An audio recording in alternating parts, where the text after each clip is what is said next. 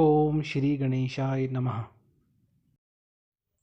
नमस्कार दोस्तों, मैं नागेंद्र शर्मा आपका स्वागत करता हूं अपने चैनल एस्ट्रो स्काई पर।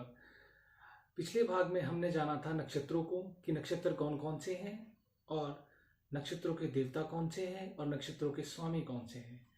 आज हम इस भाग में चर्चा करेंगे गंडमूल नक्षत्रों की कि गंडमूल नक्षत्र होते क्या हैं, गंडमूल नक्षत्र में जन्मा जातक किस पे भारी होता है और किस किस के लिए वह अनुकूल रहता है, और इसकी इस जो गंडमूल नक्षत्र की शांति का क्या विधान होता है।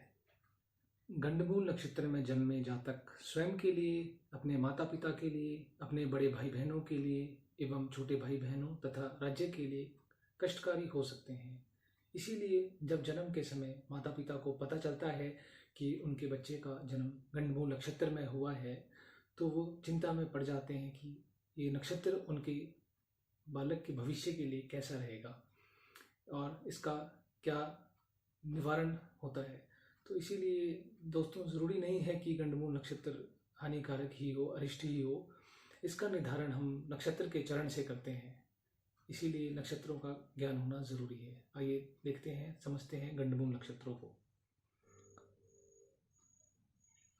तो देखते हैं 27 नक्षत्रों को। 27 नक्षत्रों की अगर बात की जाए, अश्विनी, भरणी, कृत्तिका, रोहिणी, मृगशिरा, आद्रा, पुनर्वसु, पुष्य, अश्लेषा, मघा, पूर्वा फाल्गुनी, उत्तरा फाल्गुनी, हस्त, चित्रा, स्वाति, विशाखा, अनुराधा, ज्येष्ठा, मूल, पूर्वाषाढ़ा, उत्तराषाढ़ा, अभिजीत, श्रवण, धनिष्ठा, शतभिषा, पूर्वा भाद्रपद, उत्तरा भाद्रपद और रेवती।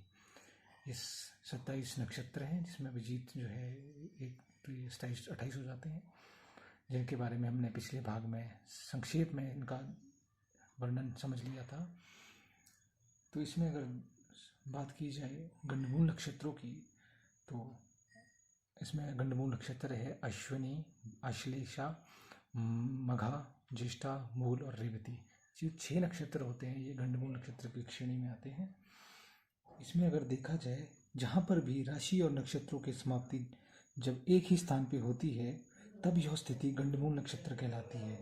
राशि और नक्षत्र की समाप्ति से ही नई राशि और नक्षत्र के प्रारंभ होने के कारण ही यह नक्षत्र मूल संकेत कहे गए हैं।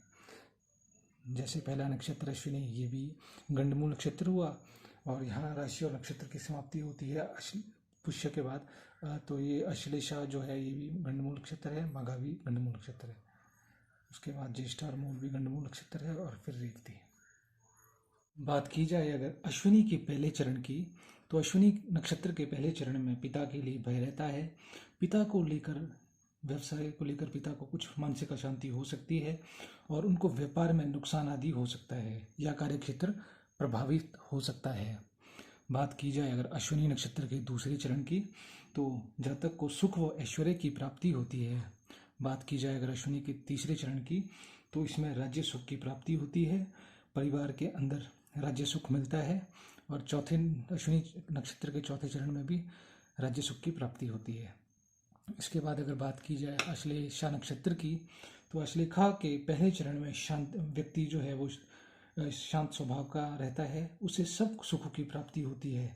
घर के अंदर खुशी का माहौल बना रहेगा और सब चीज़ें जातक को अनुकूल मिलती रहती है। बात की जाए अगर अश्लेषा नक्षत्र के दूसरे चरण की, तो यह धन के नाश करने वाला होता है। गलत संगति के अंदर प्रवृत्त रहता है व्यक्ति, इसमें पैदा हुआ और दुर्व्यसनों का लगाव रहता है। तो कुल ये अश्लेषा के दूसरा चरण जो है ये खराब रहता है। उसके बाद बात की जाए अगर अश्लेषा नक्षत्र के तीसरे चरण की, तो ये माता का नाश करने वाला होता है, और उस माता उसको लेकर बहुत चिंतित रहती है। बात की जाए अगर अश्लेषा के चौथे चरण की, तो यह पिता को नुकसान पहुंचाने वाला पितृनाशकारक होता है। उसके बाद बात अगर हम करें मघा नक्षत्र की, तो इसमें मघा के पहले चरण में माता को हानि होती है, और अगर मघा के दूसरे चरण की बात की जाए, इसमें पिता को भय रहता है। और अगर बात की जाए मघा के तीसरे चरण की, तो इसमें सभी सुखों की प्राप्ति होती है और संपूर्ण सुख मिलता है। और अगर बात की जाए मघा के चौथे चरण की, तो इस नक्षत्र में पैदा हुए जातक को धन विद्या की प्राप्ति होती है, विद्या की कोई कमी नहीं होती, उच्च शिक्षा की प्राप्ति होती है तथा धन लाभ होता है। बात की जाए अगर ज्येष्ठा नक्षत्र की, ज्येष्ठा नक्षत्र के पहले चरण में पैदा हुए हुए जातक को, ये बात की जाए इसमें अगर पहले चरण की, तो यह बड़े भाई को कष्ट पहुंचाता है, और अगर इसके दूसरे चरण में जातक पैदा होता है तो इससे उसके छोटे भाई को कष्ट होता है। और अगर ज्येष्ठा के तीसरे चरण की बात की जाए तो इसका तीसरा चरण माता के लिए कष्टकारी होता है। ज्येष्ठा के चौथे चरण में पैदा हुए जातक के पिता को कष्ट रहता है। इस प्रकार से ज्येष्ठा के हर चरण बालक के लिए नुकसानकारी होता है। उसके बाद बात की जाए अगर मूल की, तो मूल का जो पहला चरण है वो पितृनाश करता है, पिता के लिए खराब होता है, और दूसरा चरण माता के लिए खराब होता है, और तीसरा चरण धन नाश करने वाला होता है। और चौथे चरण की अगर बात की जाए मूल के, तो यह इसमें जातक को शांति व सुख की प्राप्ति होती है, स्वयं व समाज के लिए अच्छा रहता है, अच्छा कार्य करता है, पद प्रतिष्ठा प्राप्त करता है। उसके बाद अगर बात करें हम रेवती नक्षत्र की, तो रेवती नक्षत्र में जन्मा जातक राज्य सुख सभी प्रकार के भोग विलास से उसको मिलते हैं। और दूसरे चरण में अगर पैदा होता है तो राज्य सुख राजा के समान उसका राजा के समान उसको व्यापार की प्राप्ति होती है। तीसरे चरण में पैदा होने से उसे धन लाभ होता है, और 14 वर्ष के बाद अच्छी धन संपदा मिलती है। रेवती की अगर चौथे चरण की बात की जाए तो जातक को तन व मन की पीड़ा रहती है, जातक मन से व्याकुल रहता है और उसका मन भी अस्थिर रहता है। तो इस प्रकार से ये 6 गंडमूल नक्षत्र हैं, और इसमें कुछ 6 के हर नक्षत्र का 4-4 चरण होते हैं, जिसमें कुछ चरण अच्छे होते हैं और कुछ चरण खराब होते हैं। इन 6 गंडमूल नक्षत्रों में से 4 जो हैं वो गंडमूल होते हैं। अश्लेषा, मघा, ज्येष्ठा और मूल ये गंडमूल हैं, और अश्विनी और रेवती ये दो जो नक्षत्र हैं ये इनको मलिन मूल कहते हैं। इनकी शांति 11वें या 12वें दिन भी हम कर सकते हैं।